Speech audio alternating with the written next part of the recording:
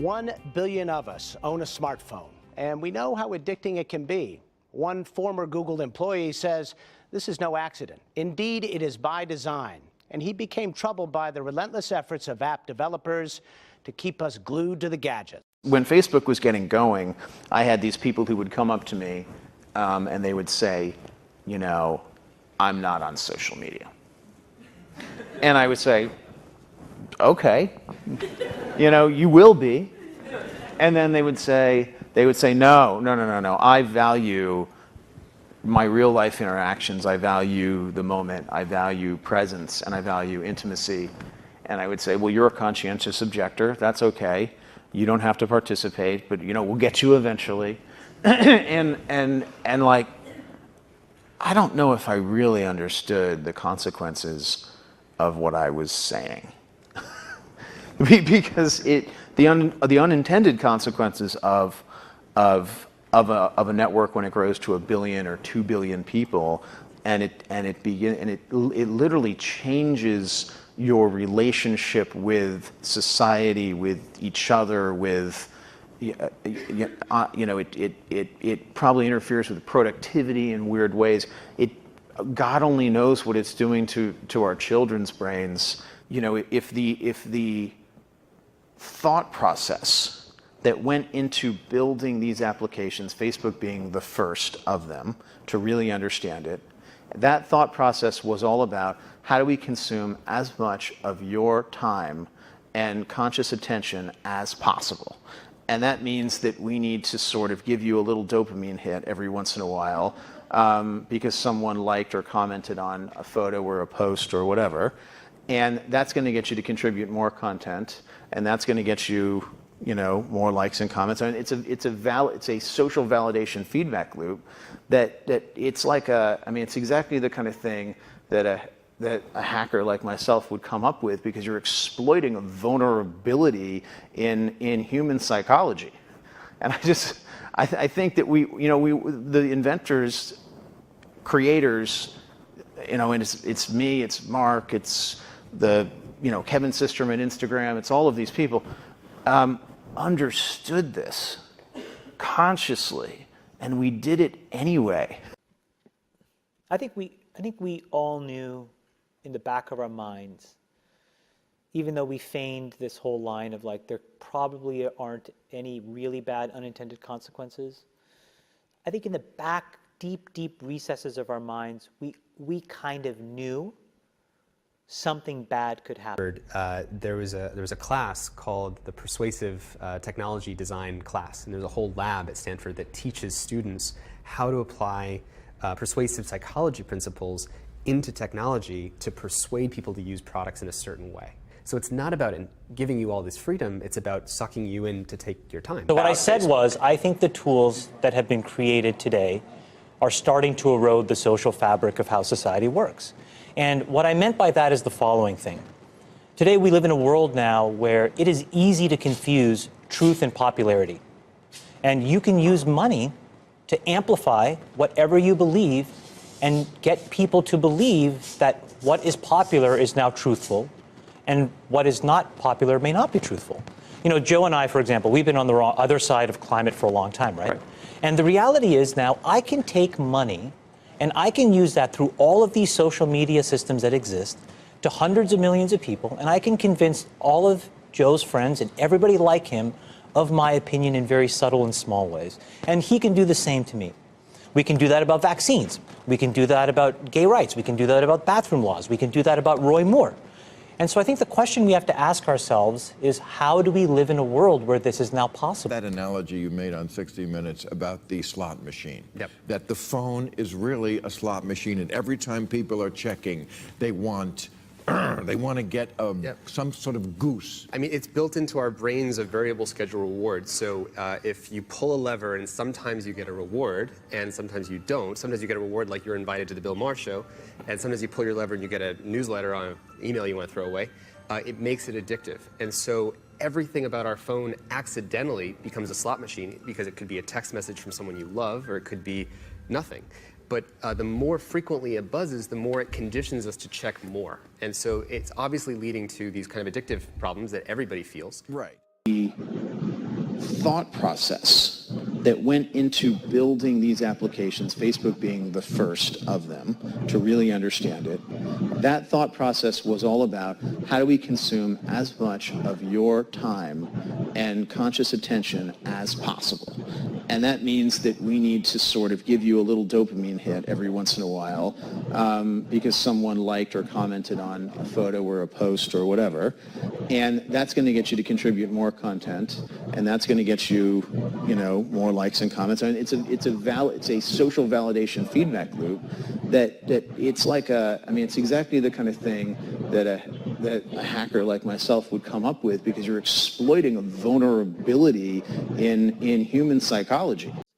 That culture is missing here.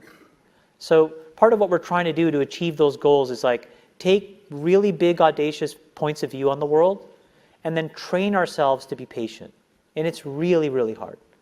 The entire society is set up to not be patient anymore. And I'm hearing also a conflict with this fail fast and learn mentality where if you're taking a deep and big bet, you want it to be the right one. How do you know when that's true? I think that fail fast approach works in consumer internet businesses, but I don't think it works for anything that really matters. Basically. Consumer internet businesses are about exploiting psychology.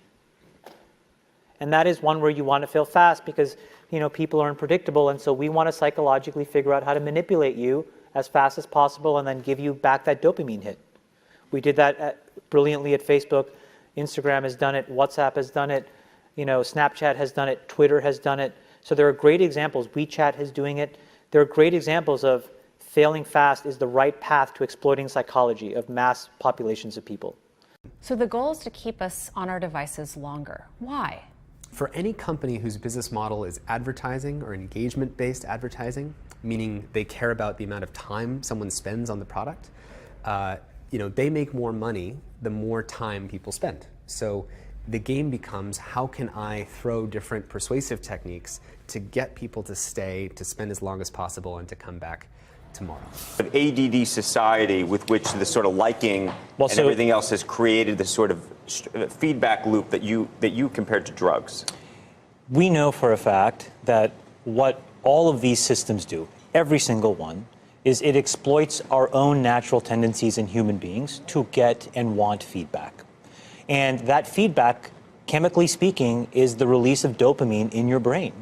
And so what these feedback loops do, and they exist everywhere, in Call of Duty, in other video games, in social networking sites, they get you to react.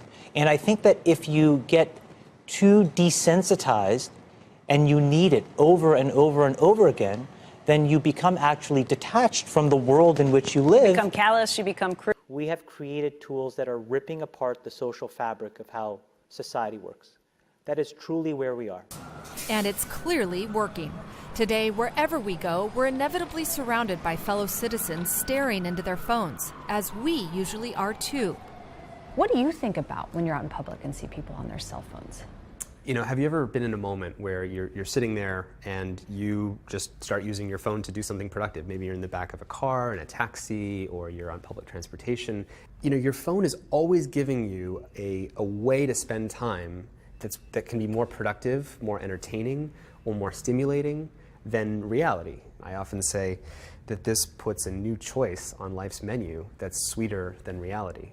And so we're turning to it more and more often. We check our phones about 150 times a day. I made kind of a slide deck, a manifesto. It basically said, never before in history have 50 mostly male 20 to 35-year-old designers living in California working at 3 tech companies influenced how 1 billion people spend their time. If you feed the beast, that beast will destroy you. If you push back on it, we have a chance to control it and rein it in. And it is a point in time where people need to hard break from some of these tools and the things that you rely on. The short-term dopamine-driven feedback loops that we have created are destroying how society works. No civil discourse, no cooperation, misinformation, mistruth. And it's not an American problem. This is not about Russian ads. This is a global problem. So we are in a really bad state of affairs right now, in my opinion. It is eroding the core foundations of how people behave by and between each other. And I don't have a good solution. My solution is I just don't use these tools anymore. I haven't for years. It's created huge tension with my friends, huge tensions in my social circles. If you look at my Facebook feed, I've posted maybe 2 times in 7 years, 3 times, 5 times. It's less than 10. And it's weird. I guess I kind of just innately didn't want to get programmed. And so I just tuned it out. But I didn't confront it. And now to see what's happening, it really bums me out. Drawing this in. Have you noticed if you ever log into Twitter, as an example? So there's an extra delay that you don't know how long it's going to take. It's between 2 and 3 seconds, where the number of new notifications on Twitter you have. So why is that there? Well, it makes that into what's called a variable schedule reward. It's like a slot machine. So you're playing the slot machine, and there's a time delay, and in that time delay, your anticipation's building, and then you get to see how many notifications I get. And so you become more addicted to checking it again the next time. That's your real point, is that these companies, and that's what I was saying in this essay a couple of weeks ago, is that companies, just like the tobacco companies, just like food companies, it's not enough that we just like the product. We have to be addicted to it, and that is something kind of evil. Well, and the reason, though, that this we need you to use it as much as possible thing comes from is because of the attention economy. There's only so much attention. The attention economy, right. Because when information gets abundant, the only thing that's left is attention gets scarce, because there's only our lives to fit it inside of. So then it becomes hyper-competitive. And the reason people are stupider, to your point, is because they don't read anymore. And the reason they don't read, there's no time. Because they're doing this bullshit. Anyone who uses social media might admit it can be hard to tear yourself away. Now the former head of Facebook says that's exactly what the founders intended. And like the site he helped create, this morning, he has our attention. The 38-year-old mogul admits he, along with other pioneers of social media, knew what they were doing. We understood this consciously, and we did it anyway. There's this myth that technology is neutral, that it's up to us to choose how we use it. Therefore, these platforms are not responsible. It is not true. Because these companies, not because they're evil, but they need to get as much attention as possible. They're evil. So if something that is sensational, something is sensational, they have to show you the sensational thing that gets more attention than if they showed you complex things that got less attention. They have to. And anybody who runs a website or knows this. People like to share. After all, we are social animals. But somehow the age of social media has got us sharing more and more, no matter how uninteresting it might be. Even though we know every post gives marketers more and more information about us. So why do we do it? And could we stop ourselves even if we try? We get rewarded in these short-term signals, hearts, likes, thumbs up, and we conflate that with value, and we conflate it with truth. And instead, what it really is fake, brittle popularity. That's short-term, and that leaves you even more, and admit it, vacant and empty before you did it. Because then it forces you into this vicious cycle where you're like, what's the next thing I need to do now? Because I need it back. Think about that compounded by 2 billion people. And then think about how people react then to the perceptions of others. It's really bad. It's really, really bad. But now you got to decide how much you're willing to give up, how much of your intellectual independence. And don't think, oh yeah, not me, I'm fucking genius, I'm at Stanford. You're probably the most likely to fucking fall for it. Because you were fucking checkboxing your whole goddamn life. No offense, guys. None taken. Turn it off. That's what I would say. It's hard for young people now because they're hooked. They're addicted. If you don't think you're addicted, and I'm talking about anyone, from the highest to the lowest, if you don't think you're addicted, then see if you can turn it off for a week. It got quiet in here, didn't it? Didn't it get real quiet? It's a tool, so we should use it. God has blessed us with free will.